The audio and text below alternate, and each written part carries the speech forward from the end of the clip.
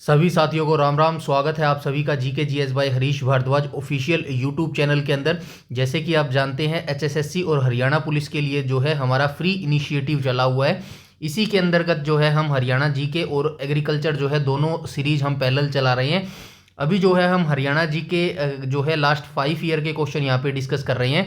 इसके अंतर्गत जो है आज हमारा यहाँ पे 69वां पार्ट डिस्कस करने वाले हैं। ठीक है, इससे पहले मैं कंप्लीट 68 पार्ट करवा चुका हूं। आई होप आपने सीक्वेंस वाइज देख लिया होगा। ठीक है, अभी आप सभी जानते हैं कल जो है एचटेट 2024 का जो है रिजल्ट जारी कर दिया गया है। अब ज़्यादा देर नहीं लगेगी आपके एचएसएससी ग्रुप सी के रिजल्ट के। वैसे तो इन दोनों रिजल्ट में कोई जो है लिंक नहीं है, लेकिन फिर भी दोनों एक साथ ही एग्जाम हुए थे। आई होप आपका जो रिजल्ट है, आज क्या तारीख हो गई है, 11 हो गई ना, तो 15 नवंबर से पहले जो है आपका रिजल्ट आ जाना चाहिए। ठीक है, ऐसा मेरा अनुमान है, 15 नवंबर तक तो आपका रिजल्ट आ ही जाना चाहिए। तो इन 4 दिनों में आपका रिजल्ट आ जाएगा। तो आने वाली जो है बहुत सारी वैकेंसी है। मेरा ऐसा मानना है 30,000 के आसपास तो आपको वैकेंसी देखने को मिलेगी ग्रुप सी के अंतर्गत। ठीक है, तो अपनी तैयारी अच्छे से करते रहे, लगातार तैयारी करते रहे और हमारे साथ जुड़कर भी आप अपनी तैयारी को और बेहतरीन रूप दे सकते हैं। एचटेट के बच्चे जो जिन बच्चों का एचटेट अभी पास हुआ है ना 2024 वाला, तो वो भी अपनी तैयारी और तेज कर दीजिएगा, क्योंकि 2026 में आपको जो है वैकेंसी देखने को मिलेगी। किसकी वैकेंसी देखने को मिलेगी? पीजीटी की, टीजीटी की और पीआरटी की। ठीक है, ये आपको वैकेंसियां देखने को मिलेंगी। और जिन बच्चों का 2024 वाला जो रिजल्ट अभी आया ना, कल आया है, इसमें जो एचटेट जो बच्चे पास नहीं हुआ है, डोंट वरी, अभी आपका एचटेट का नोटिफिकेशन भी देखने को मिलेगा। ठीक है, 2025 में अभी जो है नवंबर में ही आपको नोटिफिकेशन देखने को मिल जाएगा। ठीक है, तो कंटिन्यू आपकी तैयारी चल रही होगी, बिल्कुल बीच में स्किप मत कीजिएगा। लगातार जो है एचटेट का आपको नोटिफिकेशन अभी देखने को मिल जाएगा। तो इसके बाद जो है 2026 में 2 महीने के बाद आपको वैकेंसी का भी नोटिफिकेशन देखने को मिल जाएगा। तो एचटेट वाले भी बच्चे अपनी तैयारी दबा के करते रहे। ठीक है, एचटेट के लिए जो है आपकी हरियाणा जीके जो है ज़्यादा नहीं आती। ठीक है, एचटेट में जो है मात्र 8 से 10 नंबर की जो है हरियाणा जीके आती है। तो वो 10 नंबर अगर आप पक्का करना चाहते हैं तो हमारी ये जो सीरीज चल रही है ना, PYQ सीरीज चल रही है लास्ट 5 साल की, सिर्फ ये देख लेना, इससे बाहर नहीं जाएगा आपका एचटेट का हरियाणा जीके। ठीक है, एक आधा क्वेश्चन चला जाए तो चला जाए, बाकी नॉर्मली जो है सारी यहीं से पूछ ली जाएगी। ठीक है, इसके अलावा कोई भी अगर आपका डाउट या क्वेरी है तो आप कमेंट सेक्शन में कमेंट करके बता सकते हैं। ठीक है, तो चलिए बिना किसी टाइम वेस्ट के क्वेश्चन नंबर फर्स्ट पर चलते हैं। क्वेश्चन नंबर फर्स्ट में क्या बोला गया है? हरियाणा में संगमरमर जो है कहां पर पाया जाता है? तो आप सभी जानते हैं हरियाणा में संगमरमर जो है महेंद्रगढ़ जिले में जो है ये पाया जाता है। नेक्स्ट क्वेश्चन पर चलते हैं, क्वेश्चन नंबर सेकंड पर। ठीक है, क्वेश्चन नंबर सेकंड, अच्छा इसका जो ऑप्शन डी नहीं लिखा गया, चलिए कोई बात नहीं, ऑप्शन डी मैं यहाँ पे लिख देता हूँ भैया, डी लिखना रह गया होगा। यहाँ पे क्या आ जाएगा? यहाँ पे भीम अवार्ड आ जाएगा। ठीक है, भीम अवार्ड आ जाएगा। ठीक है, इसको मैं सेव भी कर देता हूं ताकि ये चीज आपके पास ही ऐसे ही चली जाए। ठीक है, तो क्वेश्चन नंबर सेकंड को देख लेते हैं। क्वेश्चन नंबर सेकंड में क्या बोला गया है? 1 सेकंड। क्वेश्चन नंबर सेकंड में बोला गया हरियाणा सरकार द्वारा दिया जाने वाला उच्चतम खेल पुरस्कार का नाम बताइए। तो हरियाणा सरकार के द्वारा जो है सबसे बड़ा खेल पुरस्कार जो है कौन सा दिया जाता है? तो ऑप्शन नंबर डी करेक्ट हो जाएगा। भीम अवार्ड जो है ये हरियाणा सरकार का सबसे बड़ा जो है खेल रत्न पुरस्कार है। और इसकी शुरुआत कब हुई थी? 2001 में जो है इसकी शुरुआत हुई थी। अब ये तो हो गई हरियाणा का सबसे बड़ा खेल रत्न पुरस्कार। भारत की मैं बात करूं तो भारत का सबसे बड़ा खेल रत्न पुरस्कार कौन सा है? भारत का सबसे बड़ा खेल पुरस्कार। ठीक है, तो ये हो जाएगा, कौन सा हो जाएगा? ये राजीव गांधी खेल रत्न पुरस्कार हो जाएगा। ठीक है, राजीव गांधी खेल पुरस्कार। वर्तमान में इसको इस नाम से नहीं जाना जाता, वो भी मैं आपको बता दूंगा। इस खेल पुरस्कार की जो ये राजीव गांधी खेल रत्न पुरस्कार है, इसकी शुरुआत कब हुई थी? 1991-92 में इसकी शुरुआत हुई थी। ठीक है, यहां पे लिख देता हूं 1991-92, 1991-92 में इसकी शुरुआत हुई थी। वर्तमान में जो है इस राजीव गांधी खेल रत्न पुरस्कार को किस नाम से जाना जाता है? तो मेजर ध्यानचंद खेल रत्न पुरस्कार से जो है इसका जाना जाता है। और इसका जो नाम परिवर्तन है ना, इसका नाम परिवर्तन पहले क्या था? राजीव गांधी खेल रत्न पुरस्कार, लेकिन अब इसको किस नाम से जाना जाता है? मेजर ध्यानचंद खेल रत्न पुरस्कार के नाम से जाना जाता है। और इसका जो नाम परिवर्तन है वो कब किया गया था? 2021 में जो है इसका नाम परिवर्तन किया गया था। ये सारी चीजें जो है आप याद रखेंगे। ठीक है, सॉरी। ठीक है, बाकी सारी डिटेल मैंने यहां पे लिख दी है। ठीक है, 1 सेकंड। ठीक है, एकलव्य अवार्ड के बारे में भी मैंने यहाँ पे लिख दिया है और गुरु वशिष्ठ के अवार्ड के बारे में भी यहाँ पे लिख दिया है। इन सारे अवार्ड्स को एक बार देख लेना भाई, कहीं से कुछ भी पूछा जा सकता है, कुछ भी स्किप नहीं करने के रिगार्डिंग ही मैं ये सारे पॉइंट्स आपके लिए यहाँ पे लिख के आया हूँ। ठीक है, आराम से बैठ के पढ़ लीजिएगा इस पीडीएफ को और डाउनलोड करके पढ़ लीजिएगा। नेक्स्ट क्वेश्चन पर चलते हैं, क्वेश्चन नंबर 3 के ऊपर। क्वेश्चन नंबर 3 में क्या बोला गया, राजा नाहर सिंह हरियाणा के किस जिले के अंतिम शासक थे? तो इनको बल्लभगढ़ का शेर बोला जाता था। ठीक है, डायरेक्ट क्वेश्चन आपसे ये भी पूछा जाएगा कि नाहर सिंह को जो है कहाँ का जो है शेर बोला जाता है, तो आप बताएंगे बल्लभगढ़ का शेर जो है नाहर सिंह को बोला जाता है। नेक्स्ट क्वेश्चन पर चलते हैं, क्वेश्चन नंबर 4 के ऊपर।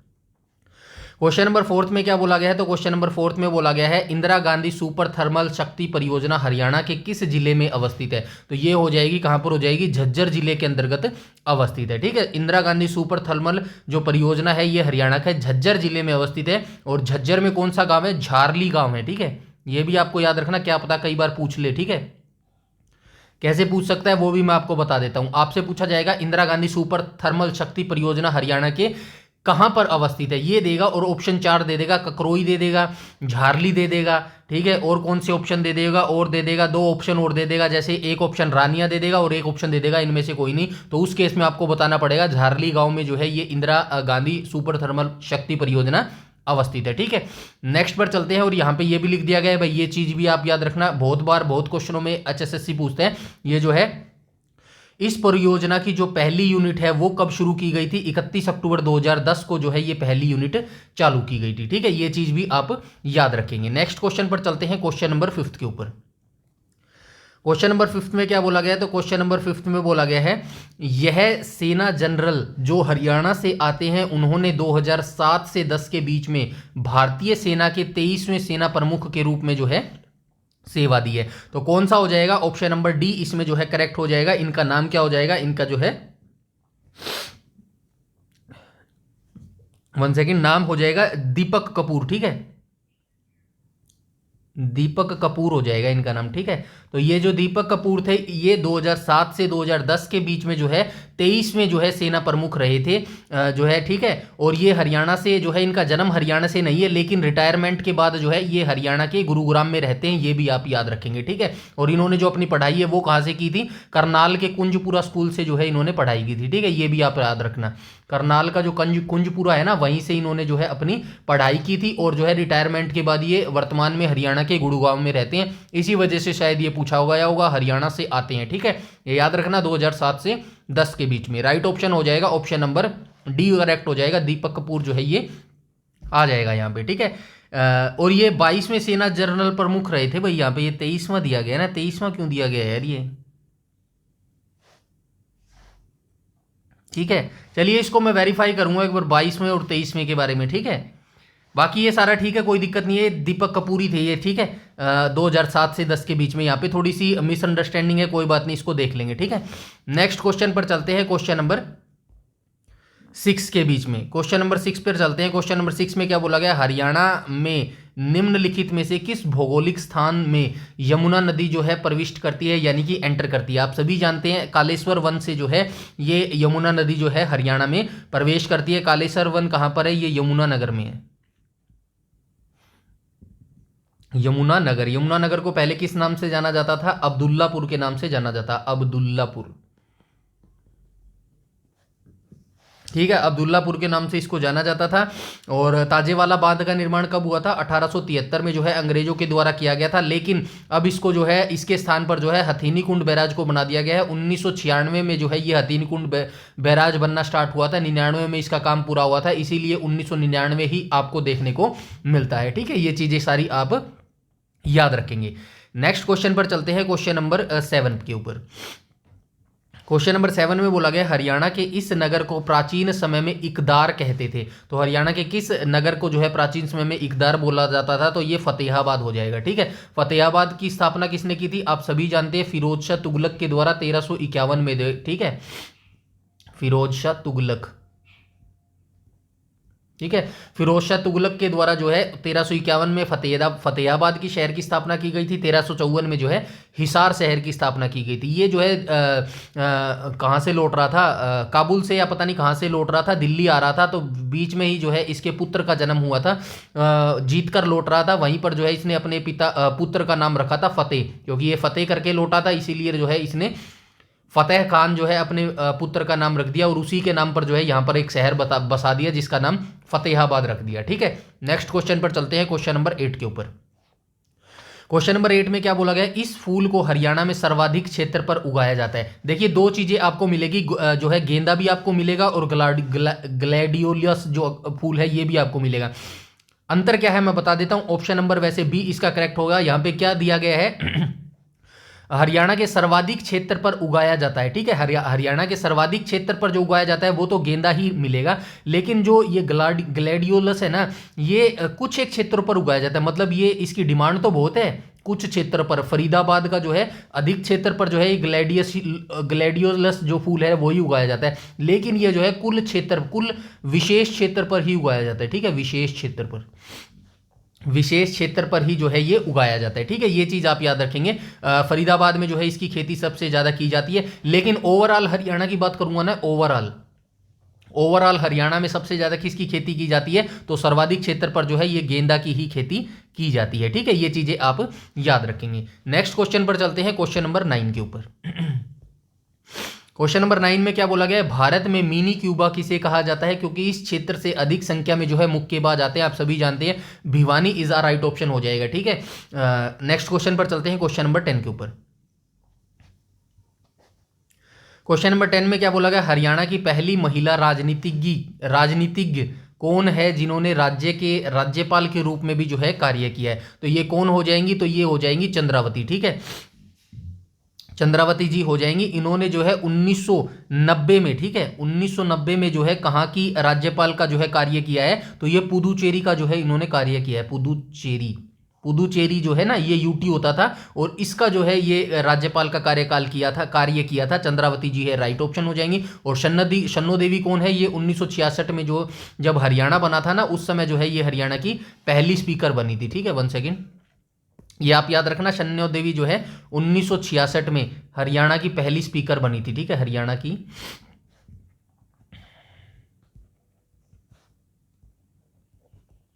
पहली स्पीकर बनी थी। ठीक है। यहां तक आप याद रखेंगे। नेक्स्ट क्वेश्चन पर चलते हैं, क्वेश्चन नंबर 11 के ऊपर। क्वेश्चन नंबर 11 में क्या बोला गया है, तो क्वेश्चन नंबर 11 में बोला गया है, हरियाणा की यह नृत्य शैली प्रश्नोत्तरी के रूप में जो है संचालित होती है। राइट ऑप्शन हो जाएगा ऑप्शन नंबर सी जो है इसका करेक्ट हो जाएगा। ठीक है। लूर नृत्य हो जाएगा। ठीक है। हरियाणा का वह नृत्य जो सवाल जवाब के रूप में संचालित होता है, उस नृत्य को लूर नृत्य जो है कहा जाता है। और ये मुख्यतः कब किया जाता है, होली पर जो है ये त्यौहार, होली पर जो है ये त्यौहार मनाया जाता है। ठीक है। लूर नृत्य। और ये जो फाग नृत्य है ये भी जो है होली के त्योहार पर ही जो है सेलिब्रेट किया जाता है। ठीक है। फाल्गुन के महीने में ये आता है त्योहार, फाल्गुन। ठीक है। ये जो होली है ना, ये फाल्गुन के महीने में ही आता है। धमाल के बारे में आप सभी जानते हैं, हरियाणा का सबसे पुराना नृत्य है। ठीक है।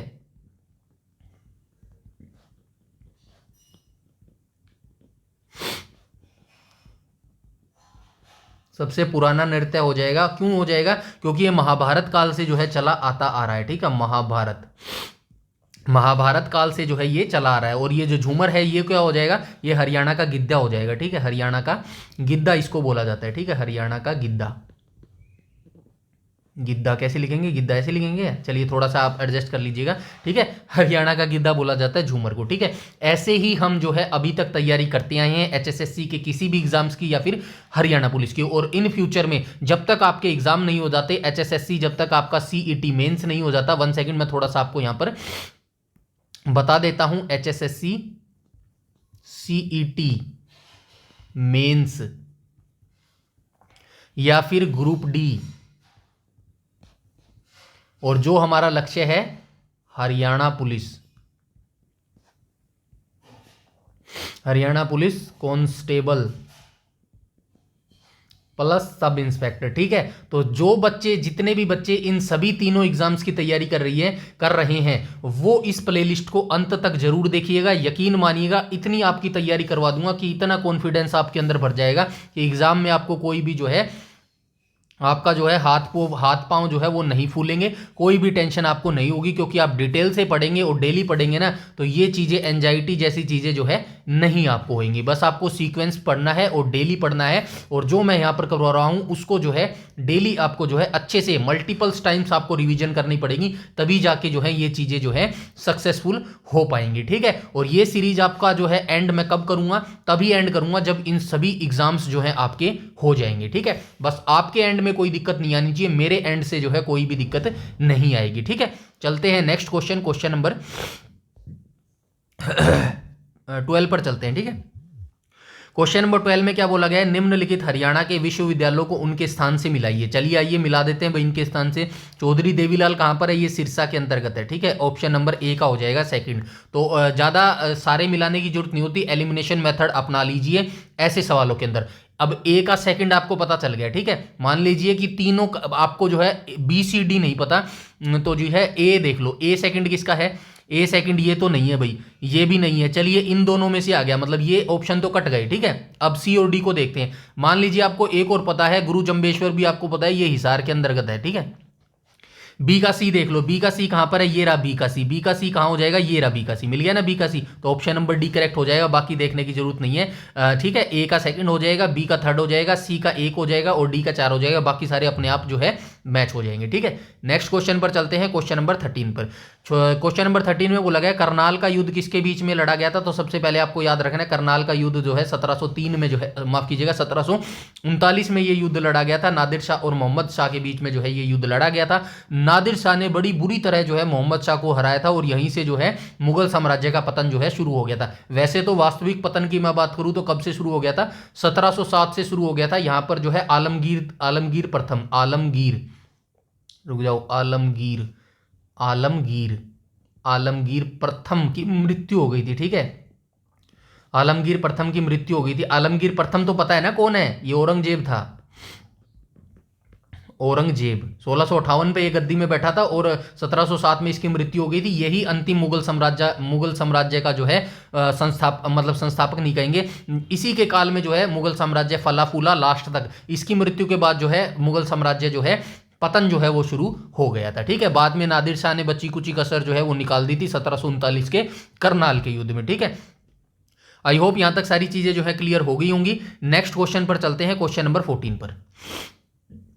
क्वेश्चन नंबर 14 में क्या बोला गया, हरियाणा में अरावली पर्वतों का सबसे ऊंचा शिखर कौन सा है। ठीक है, सबसे पहले आप याद रखना अरावली पर्वत, यहां पे हम क्या रखेंगे, शिवालिक पर्वत,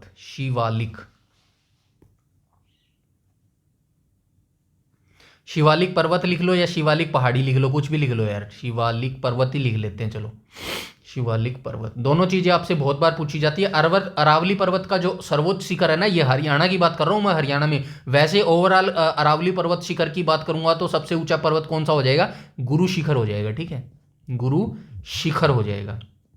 कितने मीटर हाइट है इसकी, 1722 मीटर हाइट है। ठीक है, 1722 मीटर। अरावली पर्वत जो हरियाणा की बात करूंगा तो ये क्या हो जाएगा, ढोसी की पहाड़ियां हो जाएगा, या फिर ढोसी पर्वत लिख लो, ढोसी पर्वत लिख लो। ठीक है, और शिवालिक पर्वत यानी कि नॉर्थ की बात कर रहा है ये। अरावली पर्वत हरियाणा में कहां पर है, दक्षिण में अवस्थित है। शिवालिक पर्वत कहां पर है, हरियाणा के उत्तर में अवस्थित है। शिवालिक पर्वत की सर्वोच्च चोटी कौन सी हो जाएगी, करोह चोटी हो जाएगी। ठीक है, करोह चोटी हो जाएगी। अब दोनों की लोकेशन भी आपको याद रखनी है। ढोसी पर्वत कहां पर अवस्थित है, महेंद्रगढ़ में अवस्थित है, महेंद्रगढ़ में अवस्थित है। ठीक है, और करोह चोटी कहां पर है, ये पंचकूला के अंतर्गत अवस्थित है। ठीक है, सारी चीजें ऐसी ही आप याद रखेंगे। ठीक है, एक चीजों से 3-4 क्वेश्चन आपके लिंक होने चाहिए, और ये सारी चीजें पूछी गई हैं एचएसएससी के द्वारा। कई बार जो है जैसे इसने ये पूछ लिया ना कि अरावली पर्वत की सर्वोच्च चोटी जो है कौन सी है, कई बार आपसे ये पूछ लेगा अरावली पर्वत की जो सर्वोच्च चोटी ढोसी पर्वत है ये कहां पर अवस्थित है, तो ये महेंद्रगढ़ के अंतर्गत अवस्थित है। ऐसी चीजें को जो है आपको याद रखना होगा। ठीक है, नेक्स्ट क्वेश्चन पर चलते हैं, क्वेश्चन नंबर 15 पर। क्वेश्चन नंबर 15 में बोला गया है यह शहर हरियाणा का नैनो शहर जो है कहलाता है, तो जो है ये पंचकूला कहलाता है। ठीक है, पंचकूला शहर को जो है नैनो शहर के रूप में जो है पहचाना जाता है। और ये कोई जानता है नैनो शहर इसका नाम कैसे पड़ा? तो ये जो है 2006 में जो है सतबीर भाटिया होते थे, एक व्यक्ति होते तो ये हरियाणा के पंचकुला में जो है ना जो है एक ये जो नहीं होता, ये क्या होता है यार, गुरुग्राम में जो ये आईटी पार्क है, इसी के तर्ज पर जो है बनाना चाहते थे पंचकुला में, बट वो जो है व्यवस्था पूरी नहीं उसकी। लेकिन ये जो नैनो शहर है ना, नैनो शहर, ये नाम जुड़ा रहा पंचकुला से, ठीक है। ये छोटी सी स्टोरी है, काफ़ी अच्छी थी मैं थोड़ा सा स्किप कर गया स्टोरी को, ठीक है, बट यही थी ओवरऑल, यही स्टोरी थी, ठीक है। एक जो है साजिर भाटिया थे, वो व्यक्ति जो है 2006 में ये जो है प्रोजेक्ट लेके आए थे नैनो सिटी का, ठीक है, पंचकुला के अंदर, बट वो प्रोजेक्ट पूरा नहीं हो सका। लेकिन ये जो नैनो शहर है ये पंचकुला से जो है ऐड हो गया, ठीक है। पंचकुला शहर की स्थापना कब हुई थी? 15 अगस्त 1995, 15 अगस्त 1995, ठीक है। 1995 को जो है ये बना था, जिला बना था, ठीक है। पलवल की भी बात कर लेते हैं, पलवल जिला कब बना था? 2008 में बना था, ठीक है,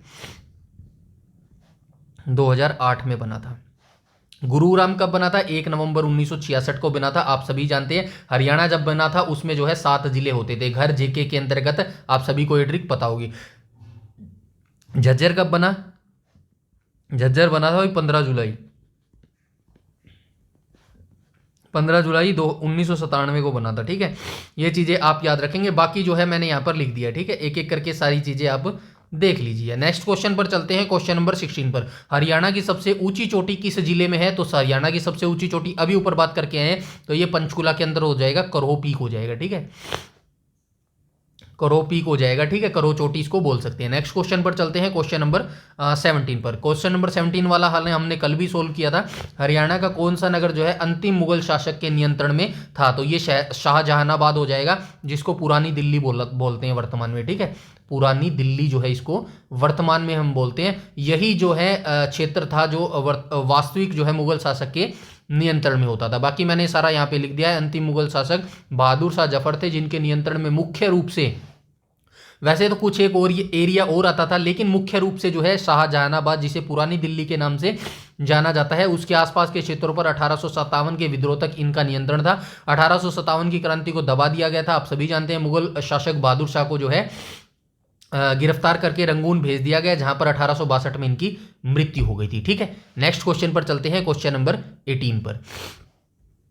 क्वेश्चन नंबर 18 में क्या बोला गया है? क्वेश्चन नंबर 18 में बोला गया राजा गजपत सिंह द्वारा 1775 में बनाए गए किले का नाम बताइए। तो जींद किला इसके द्वारा बनाया गया था, ठीक है, जींद किला। जींद किला जो है कब बनाया गया था? 1775 में बनाया गया था। किसके द्वारा बनाया गया था? राजा गजपत सिंह के द्वारा, ठीक है, राजा गजपत सिंह के द्वारा जो है ये बनाया गया था। नेक्स्ट क्वेश्चन पर चलते हैं, क्वेश्चन नंबर, ये यहाँ पे देख भी सकते हो, राजा गजपत सिंह ने 1775 में जींद किला बनवाया था। राजा गजपत सिंह ने 1763 में अफगान गवर्नर जैन खां से जींद का क्षेत्र जीता था। ये भी आप याद रखना भाई, ये पूछ सकता है। राजा गजपत सिंह ने जो है 1763 में अफगान गवर्नर थे जिनका नाम था जैन खान, इसी से जो है जींद का क्षेत्र जीता था, और उन्होंने 1775 में जींद को अपनी राजधानी बनाया और वहां एक मजबूत किला बनाया था। मुगलों से जो है लोहा लेने के लिए या फिर मुगलों से जो है बचाव करने के लिए जो है ये किले का निर्माण किया गया था, ठीक है। ये 1775 और 1763 दोनों साल आप याद रखेंगे, ठीक है। नेक्स्ट क्वेश्चन पर चलते हैं, क्वेश्चन नंबर 19 पर। क्वेश्चन नंबर 19 में क्या बोला गया है? कौन सा जिला हरियाणा का 22वां जिला है? तो आप सभी जानते हैं चरखी दादरी जो है ये हो जाएगा 1 दिसंबर 2016 को जो है इसकी स्थापना की गई थी। कहाँ से निकाला गया? भिवानी से जो है ये जिला निकाला गया था। कहाँ लिखा गया? भिवानी, ये रहा, भिवानी जिले से जो है अलग करके इसको बनाया गया था, ठीक है। नेक्स्ट क्वेश्चन पर चलते हैं, क्वेश्चन नंबर 20। बसई आर्द्र भूमि हरियाणा के किस जिले में स्थित है? तो बसई जो है ये गुरुग्राम क्षेत्र में हो जाएगी। वर्तमान में 2 आर्द्र भूमियां हैं हरियाणा में, सुल्तानपुर और जो है भिंडावास, ठीक है। भिंडावास झज्जर में हो जाएगी, सुल्तानपुर जो है कहाँ पर हो जाएगी? सुल्तानपुर जो है अपने गुरुग्राम में हो जाएगी, ठीक है। ये दोनों चीज़ें आप याद रखेंगे। बसई आर्द्र भूमि हरियाणा के गुरुग्राम जिले में जो है अवस्थित हो जाएगी, ठीक है। ये आज के जो है टॉप 20 क्वेश्चन थे जो हमने यहाँ पे डिस्कस कर लिए हैं, ठीक है। आई होप आपको सेशन अच्छा लगा होगा। सारे जो ऑप्शंस के जो क्वेश्चन के आंसर थे ना, वो भी मैंने जो है सारे नीचे आपको दे दिए हैं, ताकि कहीं भी जो है आपको फाइंड आउट करने की कुछ ज़रूरत नहीं है। बस आपको क्या करना है, इस वीडियो को 1 से 2 बार अच्छी तरीके से देखना है। उसके बाद जो PDF आप डाउनलोड करेंगे, कहाँ से करेंगे? टेलीग्राम चैनल से जो है डाउनलोड करेंगे, और इस PDF को मल्टीपल्स टाइम्स तब तक रिविजन करना है जब तक आपका एग्जाम नहीं हो जाता। जाता। यकीन मानिएगा जो शॉर्ट्स नोट्स बनाते हैं ना लोग, वो इन्हीं से बनाते हैं। बस इस पीडीएफ को सेव करके अच्छे से जो है आप रीड कर लेना। चाहो तो इनकी जो है अपने शॉर्ट्स नोट्स भी बना सकते हैं। वैसे मेरा ऐसा मानना है, ये शॉर्ट्स नोट्स मैंने मेहनत की है, आप डबल मेहनत मत कीजिएगा, क्योंकि सारी चीज़ें मैंने शॉर्ट एक्सप्लेनेशन के तौर पे देखिए ये यहीं पे लिख दी है। आप अगर कॉपी में अलग अलग से ये चीज़ें लिखेंगे ना, इससे आपका टाइम वेस्ट होगा। टाइम बचाने के लिए जितना टाइम आप वहाँ पे लगाएंगे ना नोटबुक में लिखने के लिए, इतना जो है टाइम आपको इसको मल्टीपल टाइम्स रिविजन करने के तौर पर जो है लगाना है। ठीक है, कुछ चीज़ें आप बार बार करेंगे ना, यकीन मानिएगा चीज़ें अपने आप जो है आपको याद हो जाएंगी। 3 से 4 या फिर 5 से 6 जितनी बार भी आपको करना पड़े, सिलेक्शन लेना है तो करना पड़ेगा। एक बार में कोई चीज़ें जो है सक्सेस नहीं मिलती। ठीक है, जो सक्सेस का रास्ता है ना, वो अनसक्सेसफुल से होकर ही गुजरता है। ठीक है, ये बात ध्यान रखना आप। बाकी अगर आपका कोई भी डाउट, क्वेरी या सजेशन है तो आप कमेंट सेक्शन में कमेंट करके बता दीजिएगा। बस मेरी मोटिवेशन के लिए आपको इतना करना है, वीडियो को जो है ज़्यादा से ज़्यादा लाइक करना है। ठीक है, वीडियो को ज़्यादा से ज़्यादा आप लाइक करेंगे और वीडियो को शेयर करेंगे। ठीक है, वीडियो को शेयर कर देना भाई अपने दोस्तों के साथ, भाइयों के साथ, बहनों के साथ, ताकि जो है सभी बच्चों को जो है इस वीडियो का लाभ मिल सके। ठीक है, नीचे कमेंट सेक्शन में आपको एक बटन मिलेगा हाइप का, उसको भी जो है आप प्रेस कर दिया करो प्लीज़। ठीक है, तो बस इतना सा कर देना। और जो बच्चा पहली बार वीडियो देखना है वो चैनल को सब्सक्राइब कर लीजिएगा और बेल आइकन बटन को टैप कर लीजिएगा, ताकि समय पर आपको सारी नोटिफिकेशन मिलती रहे। ठीक है, इस वीडियो में इतना ही, तब तक के लिए धन्यवाद।